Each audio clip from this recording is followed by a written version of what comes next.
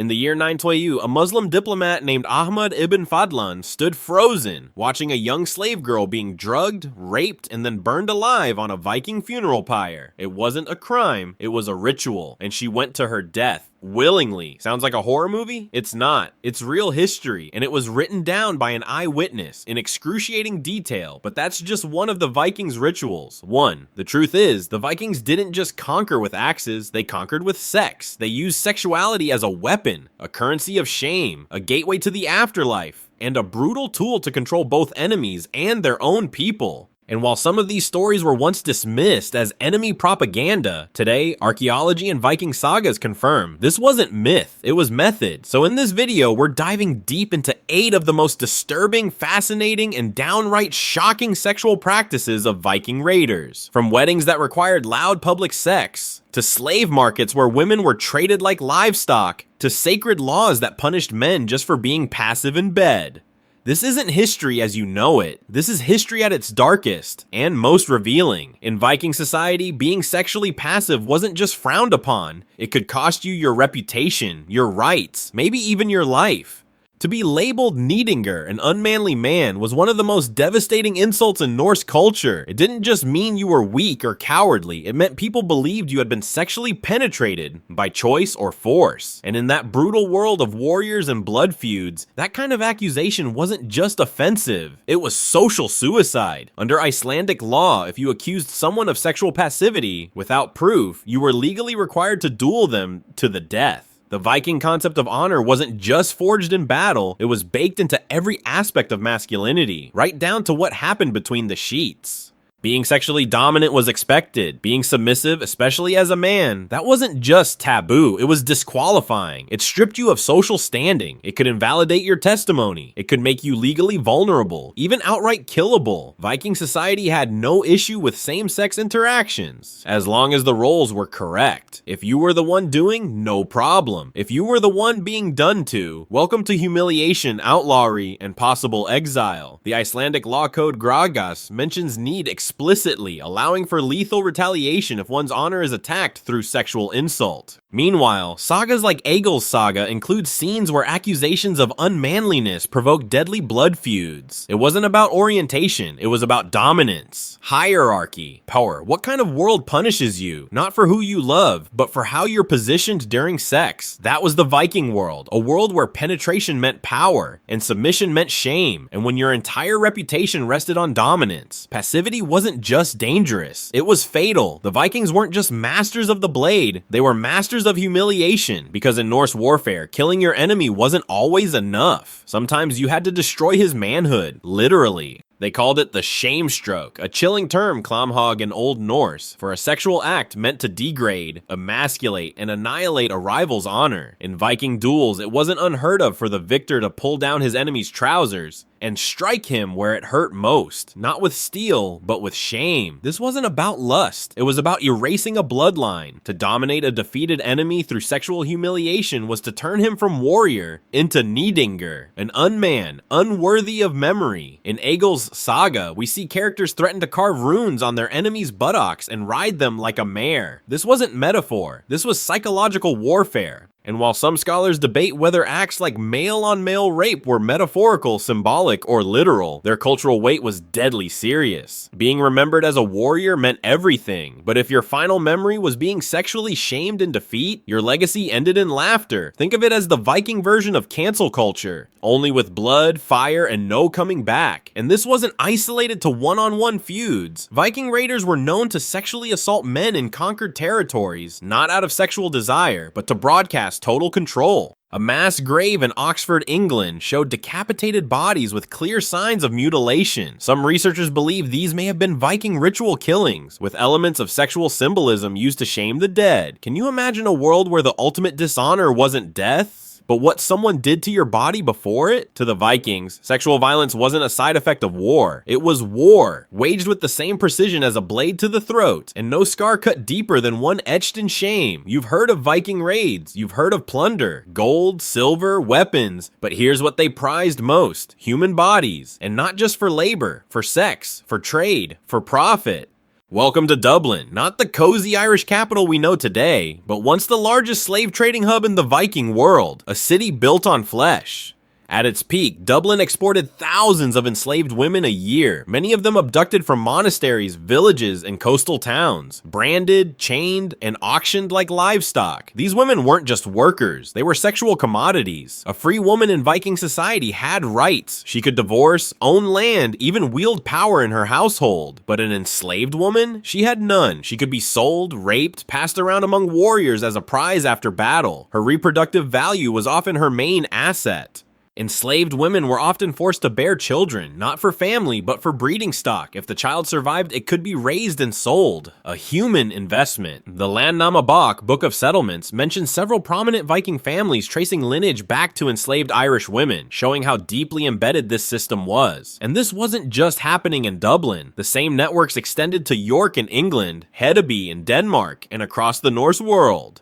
In 2021, DNA evidence from Viking graves in Norway revealed that many wives buried alongside Norse men had Irish, Slavic, or Middle Eastern ancestry, hinting they may not have been wives at all, but captured concubines. Think sex trafficking is a modern horror? The Vikings ran it like a business, complete with logistics, pricing tiers, and long-distance shipping. When we glamorize Vikings in movies and TV, do we ever stop to think how many of their riches came from the sale of human beings? Because for the Norse elite, a slave wasn't just a servant. She was property. She was profit. And most horrifically, she was disposable. Forget white dresses. Forget cake and champagne. Forget the idea that marriage is just a private moment between two people. Because in the Viking world, a wedding wasn't just a celebration. It was a contract, a spectacle, a legal sex performance. In some Norse weddings, the first sexual act had to happen in front of witnesses, because without it, the marriage wasn't legally binding. You heard that right. In order for the union to be recognized under Norse law, the couple had to prove physically that the marriage had been consummated, and if they didn't, the property rights, alliances, and dowries connected to the marriage could be nullified. The Icelandic legal code Grágás outlines the importance of bed rights, which were tied to land inheritance and wealth transfer. If sex didn't happen, the entire deal collapsed. And it gets weirder. During many ceremonies, a Thor's hammer, Mjolnir, was placed in the bride's lap as a fertility blessing, not as metaphor, as a divine demand for sexual fruitfulness. Imagine handing your mother-in-law a signed deed to your house, but only after your bedroom performance was reviewed like a Yelp review. Some accounts suggest that after the wedding feast, the bride and groom were escorted to bed by a crowd, drunk relatives, chanting warriors, maybe even priests. They would then wait outside, listening, even cheering until the act was complete.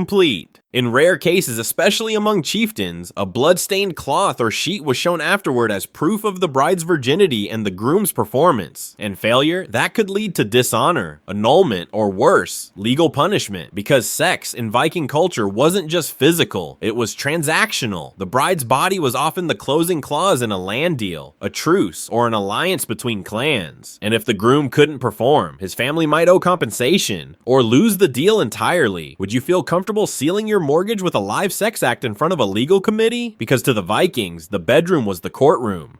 And on your wedding night, the stakes were generational. If you thought Viking funerals were all flaming boats and silent mourning, think again. Because in one of the most shocking eyewitness accounts in early medieval history, we learned this. Sex wasn't just part of Viking life, it followed you into death. In 922 AD, a Muslim diplomat named Ahmad ibn Fadlan watched in horror as a Viking chieftain was buried, alongside a slave girl who had just been ritually raped and then burned alive. Sounds like the script of a horror film, right? Every word is real. Here's how it went down. The chieftain dies. His body is placed in a ship surrounded by goods, animals, and a female slave chosen to join him in the afterlife. But before her death, she's paraded around the camp, offered wine, drugs, and the promise of paradise. She agrees, maybe willingly, maybe not. Then, for hours, she's taken into tents by Viking men. Ibn Fadlan describes it bluntly. She had sex with them, saying, "I do this willingly for my master." 6 men went into the tent and had intercourse with her. The men beat on their shields so that her screams would not be heard. And then came the ritual death. She was led to the ship, given a final drink, and stabbed to death by the Angel of Death, a female priestess who carried out the killing. Moments later, the entire vessel, with the dead chieftain, his goods, and the bloodied slave girl, was set ablaze, sending smoke into the cold northern sky. Even hardened historians admit, reading this made me physically ill. At sites like Oseberg in Norway, 2 women were buried together, one possibly a sacrificed slave. Other graves show signs of violence, broken bones, and ceremonial weapon placements that suggest ritual killings were not rare. But why? Because the Vikings believed that what you brought into the afterlife came with you. Your weapons, your horses, and yes, your women. In a world where your next life depends on what you take from this one, then what would you be willing to kill or be killed for? To the Vikings, death was a journey, and that journey demanded blood, fire, and the final echo of lust. They could divorce their husbands, they could own land, they could run businesses, sail ships, and even command warriors. Sounds progressive, right? But here's the dark twist. A free Viking woman could take a man to court, yet an enslaved Viking woman could be legally raped, bred, and buried alive, and no one would bat an eye. Welcome to the cruel paradox of Viking womanhood, where freedom and brutality coexisted under one roof. In Norse law, a woman could initiate divorce simply by declaring it in front of witnesses. No courtroom, no drama. She could reclaim her dowry, keep her property, even choose a new husband without shame. The Graga's law code spells out a woman's right to leave if her husband mistreated her, withheld intimacy, or committed unmanly acts. Powerful? Absolutely. But only if you were born on the right side of the chain. Because for enslaved women, there was no law. They were war booty, status symbols, sex slaves, and breeding stock. A chieftain could keep a dozen concubines and sell off their children for profit. In some Viking households, enslaved women were bred like livestock to create more slaves. Their wombs weren't sacred, they were economic assets. And even among free women, sexual agency had limits. A woman accused of promiscuity, or worse, sexual deception, could be stripped of her inheritance, shamed publicly, or forced into exile. And don't forget this, rape wasn't just a crime against the woman, it was a crime against her owner, meaning if a man raped a slave girl, he owed compensation not to her, but to the man who owned her. Imagine a society where Oprah Winfrey and a trafficked teen both exist, but only one of them is legally human. Can a civilization truly be advanced if its freedoms only applied to the few? Because in the Viking world, a woman could be a queen, a warrior, a landowner, or a nameless body in a slave pit. It all depended on one thing. Were you born free or born owned? In Viking culture, being gay wasn't necessarily a problem, but being passive, that could get you killed. In Old Norse law, a man could be exiled or executed, not for sleeping with another man, but for being the one penetrated. It wasn't about who you loved, it was about who dominated. Welcome to the brutal sexual code of the Norsemen, where masculinity was a weapon and passivity was a death sentence. In Viking society, honor was everything. Power wasn't just measured in swords or silver, it was measured in sexual positioning. If a man took the passive role in a same-sex encounter, he was seen as nidingur, a term for someone dishonored, effeminate, and socially worthless. The Icelandic sagas, like Njal's saga, are filled with insults that imply passivity as the ultimate shame. One character accuses another of having been used as a woman, and a blood feud erupts within pages. And these weren't just words. Under certain local laws, accusing someone of sexual passivity without proof could legally justify murder, because the insult itself was seen as too grave to leave unanswered. Saying someone was used like a woman could spark a duel to the death. Practicing satyr, a form of magic associated with prophecy and the goddess Freyja, was considered unmanly. Male sorcerers were often labeled as arger, cowardly feminine, and could be ostracized or attacked, even if their magic helped the community. Why? Because satyr required submission to forces outside yourself. In a warrior society, submission of any kind, sexual, magical, emotional, was treason against masculinity. Imagine a society where being a bottom in bed or meditating to gain insight was treated like public treason. Is power defined by dominance? Or can true strength exist in vulnerability? To the Vikings, there was no debate. You either conquered or were conquered. And if you were conquered in the bedroom, you might never walk the village again. Forget gladiator games. Forget reality TV.